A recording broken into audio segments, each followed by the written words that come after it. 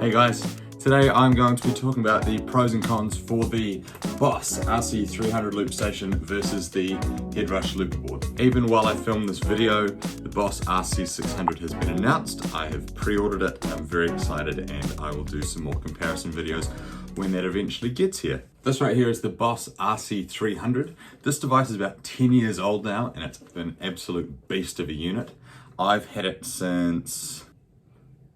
I've had it since 2017. I upgraded from the Boss RC-30, which is a 2-track looper. This is a 3-track looper, and the Headrush is a 4-track looper. For many years, this was the ultimate looping device with all of your functionality and accessibility. A lot of people really enjoyed the 3 individual track buttons that were nice and big and easily accessible. But over time, with my own personal use in this, I felt like I was a bit limited with the 3 tracks and was looking for something different, which is when I upgraded to the Headrush Looperboard.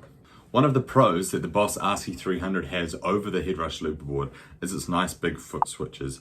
The ones on the Headrush Looperboard are these small little button types, and it took me a little bit of getting used to adjust from the workflow of having the nice big buttons to the sort of smaller one. It's not too bad, it takes a moment to adjust. The RC-300 foot switches are incredibly reliable as well. I've never had any misfires or anything like that. The only thing that I've done in my time using the RC-300 is I wore out the start-stop button. I have quite big feet and I often wear boots. I'm quite a big guy, so I'm not surprised that it wore out. But with the foot switch expandability on the Boss RC-300, it's really easy to just assign the start-stop button to an external foot switch like this one right here that I can just have sitting off to the side. It actually worked out to be more convenient having it off to the side because it meant I'm not reaching over the board so much to start and stop all of my loop tracks. When the Boss RC-600 arrives, I imagine straight out of the box, I'll actually assign the foot switch to do the exact same thing. Personally, I don't like where they've placed it. You'll have a look, you'll see it's in the top right-hand corner. In the Boss RC-300, it was in the top left-hand corner.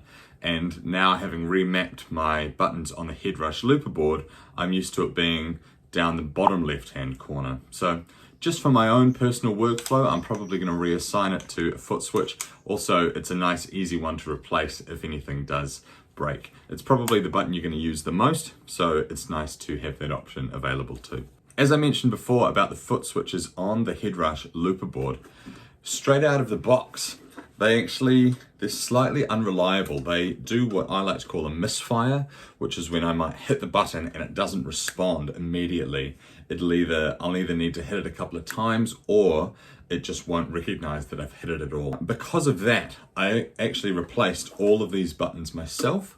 I unscrewed the whole unit and replaced them with some I think they're Baby Bear switches. Once I replaced the stock switches, I haven't had a single issue on them. It's a really tricky one because it's not something that can be solved by a software update because it's a real hardware fault. So I'm hoping that if Headrush ever release a second unit of this, like Boss have done with the RC-300 to the 600, that they address that issue, because other than that, it's quite a nice device and it's really, really usable and user-friendly. During my replacement of all of these switches, I did manage to lose a couple of the screws that hold it together, and so it's being held together by some tape at the moment, which it's not ideal, but it gives it a nice rugged character look to it all the same.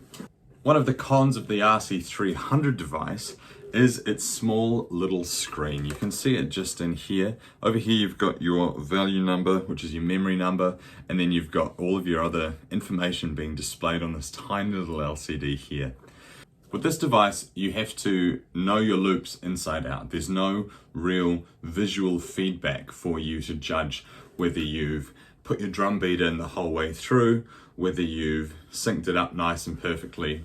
You really just have to use your ears when using this device. Whereas the Headrush Looperboard has this beautiful 7-inch display that displays all of your information for every single loop track in a nice waveform visual format. It's really useful for things like adding drums because you can visually see the waveform appear every time you hit, say, a kick drum sound on your guitar or a snare or something like that. You can see it being added into the loop on the screen itself. Headrush win this particular round for visual feedback.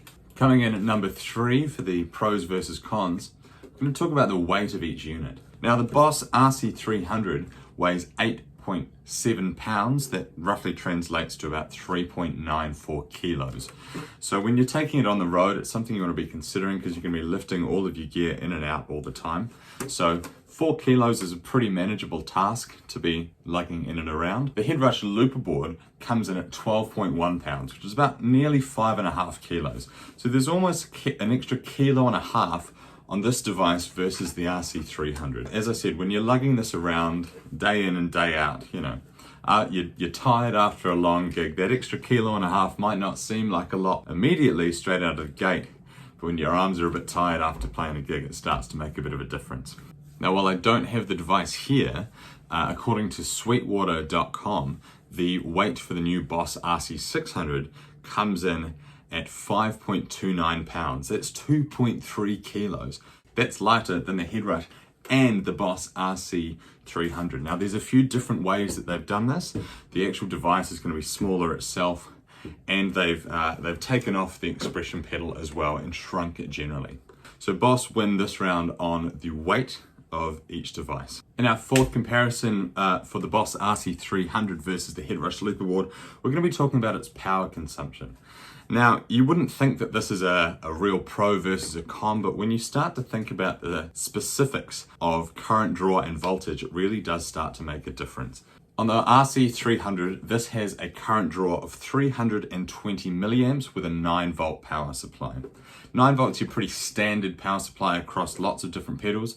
Most of the Boss pedals all come with that same one, and it's a really easy one to find on most external power supplies like your Strymon Zoomer, Chox DC7 or something like that. If you're putting together a pedal board or something like that and you just have the one external power supply, this will fit right in with all of that and you'll be able to power it all off the one plug. Unlike the Headrush Looperboard, which has a 19 volt, 3.4 amp current draw for this device, I haven't seen a single power supply that could power this on its own, and there's a few different reasons for that. Inside the Headrush Looperboard, it's running a quad-core DSP system, so it's basically like a little computer inside this device, which is why it comes with what essentially looks like a laptop charger straight in the box. It's not going to run on your standard power supply, and it's going to always need that current draw to power the computer inside the device.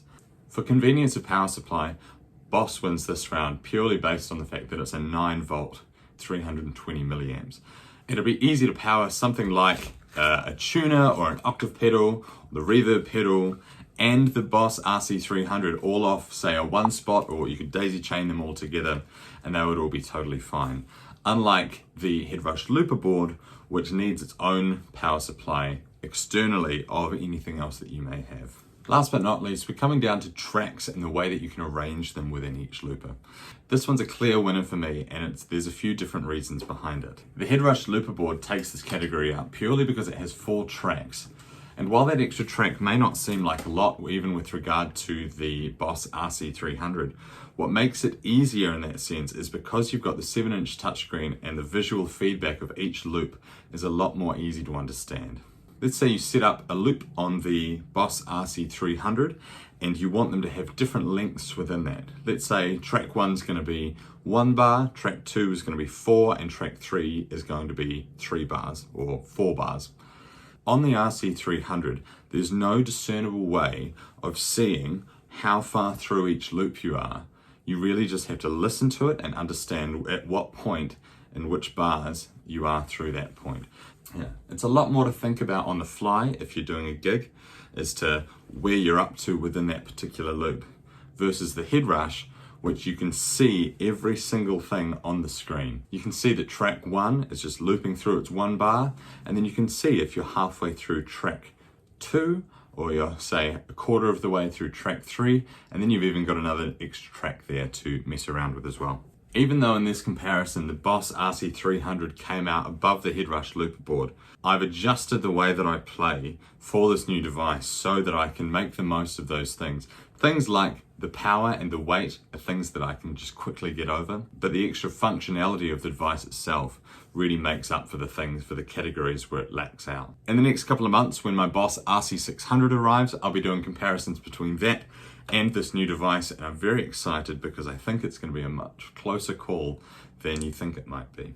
For all the current loop artists or aspiring loop artists out there considering either one of these devices, the best thing to do really is to go into your local music shop and just try them out.